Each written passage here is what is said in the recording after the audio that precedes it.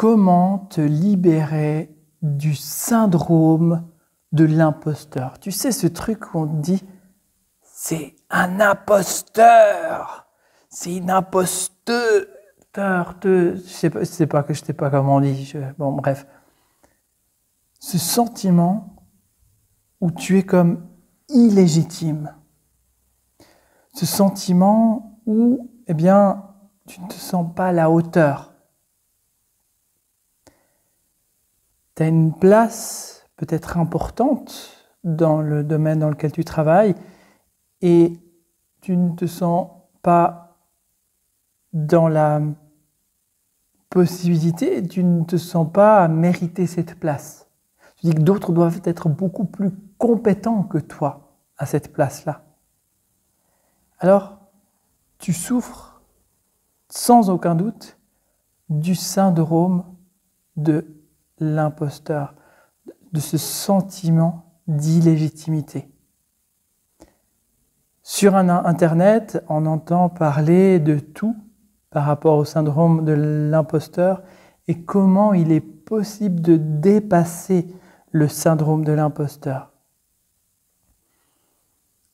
On entend des méthodes, des approches qui vont agir au niveau du comportement. Fais comme si tu méritais ce poste. Fais comme si tu avais confiance en toi. Fais comme si tu étais fier d'être à ta place. Ou on entend d'autres stratégies qui consistent à, lorsque tu souffres du syndrome de l'imposteur, c'est que tu penses qu'à toi, c'est que tu te mets au centre. Mais lorsque tu es dans le cadre de consultation, lorsque tu es en coaching par exemple, eh bien, tu déplaces le curseur de toi vers ton client et dès lors, tu mets toute ton attention sur le client et ce moment-là, tu ne vas plus penser à toi et au fait de te sentir illégitime. Alors oui, c'est des petites astuces qui peuvent aider le temps d'un instant, mais est-ce que c'est quelque chose qui fait qu'on dépasse le syndrome de l'imposteur? Non. De mon expérience, non. Il y a encore d'autres approches par rapport à ça. Le fait de se former encore et encore, d'avoir fait déjà maintes et maintes formations et de continuer des formations, des diplômes, à gravir l'échelle pour, à un moment donné, sentir qu'on est à la hauteur, on a de la valeur. Mais le problème est qu'avec le syndrome de l'imposteur, on se sent toujours imposteur à l'intérieur. Peu importe ce qu'on fasse, peu importe le nombre de diplômes qu'on a accrochés au mur, ça ne va rien changer. Et tant aussi longtemps qu'on s'occupe de l'extérieur, ça ne changera rien du tout. Donc, Carl Gustav Jung avait cette phrase que je trouve magnifique. Celui qui regarde à l'extérieur de lui ne fait que rêver. Celui qui regarde en lui s'éveille. Alors aujourd'hui, je vais t'inviter à regarder à l'intérieur de toi pour t'éveiller. Parce que c'est à l'intérieur de toi qu'il y a un endroit qui se sent illégitime.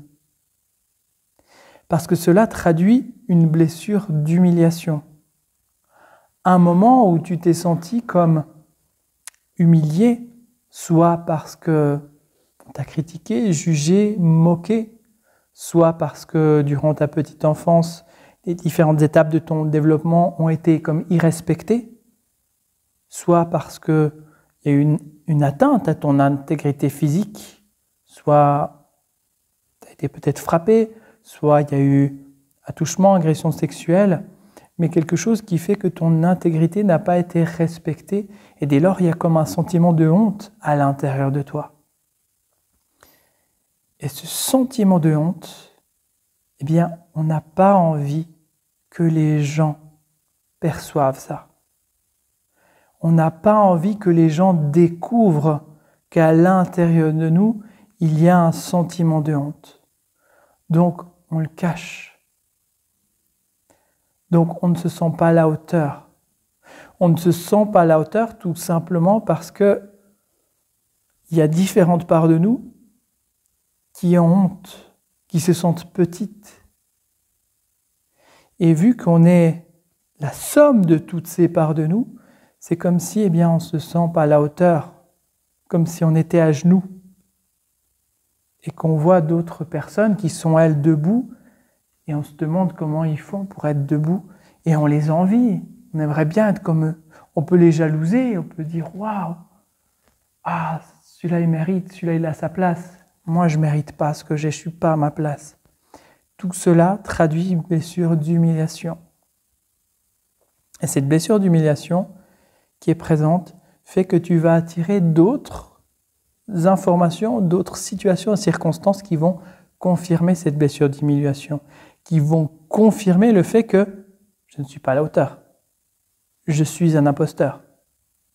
Qu'est-ce que ça signifie, je suis un imposteur?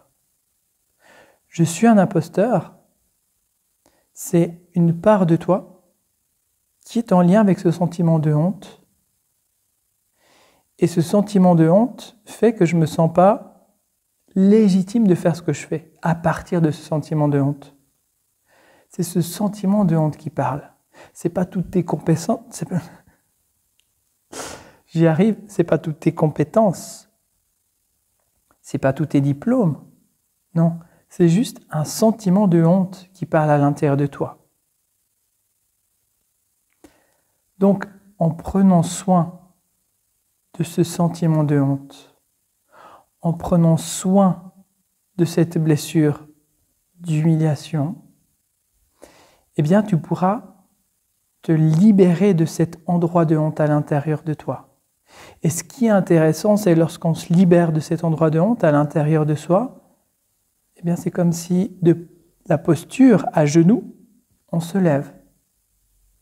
Et là où il a fallu faire beaucoup plus d'efforts que d'autres pour se sentir à la hauteur, c'est comme si tout est OK. C'est comme s'il y a moins besoin de s'exercer de pression sur nous-mêmes. Il y a moins besoin de devoir prouver quoi que ce soit parce qu'on est désormais à la hauteur. Parce qu'on a libéré ces endroits de honte à l'intérieur de soi. Et ça fait toute la différence. Les comportements, ce qu'on peut faire à l'extérieur, c'est une chose. Mais ce n'est pas ça qui va changer ta réalité. C'est quelque chose qui va te demander de l'énergie encore et encore, et il va falloir lutter. Certaines fois, oui, effectivement, tu as assez d'énergie et donc tu peux faire croire, faire comme si. Mais à d'autres moments, lorsque l'énergie n'est plus forcément présente, c'est comme si tu nages à contre-courant. Tu te fais emporter par ce courant. Tu n'as plus assez d'énergie pour lutter. Alors que lorsque tu vas à l'intérieur de toi, en contact avec la source, donc en contact avec cette blessure d'humiliation, et que tu libères cet aspect-là, ces aspects de toi qui ont honte, qui ont envie de se cacher, qui se font tout petits, en lien avec quelque chose que tu as pu vivre, peut-être dans la petite enfance ou dans d'autres espaces. Lorsque tu as libéré ça, c'est comme si tu vas retrouver la valeur de toi. Et c'est comme si, bye bye syndrome de l'imposteur, il n'y a plus besoin de ça. Parce que j'ai ça, je me sens imposteur que à partir du moment où j'ai un endroit de honte à l'intérieur, que à partir du moment où je souhaite partager quelque chose, une expertise, je souhaite partager quelque chose au monde, enseigner quelque chose, et que j'ai cet endroit de honte qui me dit « mais tu ne peux pas faire ça. D'autres sont beaucoup mieux placés que toi pour faire ce que tu fais là. Donc arrête de faire ce que tu fais. » Et ce qu'on dit au travers de ça, c'est « reste en retrait, évite que les gens voient cet endroit de honte et ne joue pas avec ça, laisse d'autres faire, ils sont bien plus compétents que toi. » Mais dès lors où tu libères ça, tu verras que les choses pourront être différentes. Comme le disait Carl Gustav Jung, celui qui regarde à l'extérieur ne fait que rêver, celui qui regarde en lui s'éveille. Parce qu'en regardant en soi ces parts qui sont en lien avec la honte. En libérant ces aspects-là, on s'éveille à soi et on devient de plus en plus soi-même. On retrouve notre propre valeur et puis on peut enfin offrir ce qu'on a offert au monde en toute légitimité.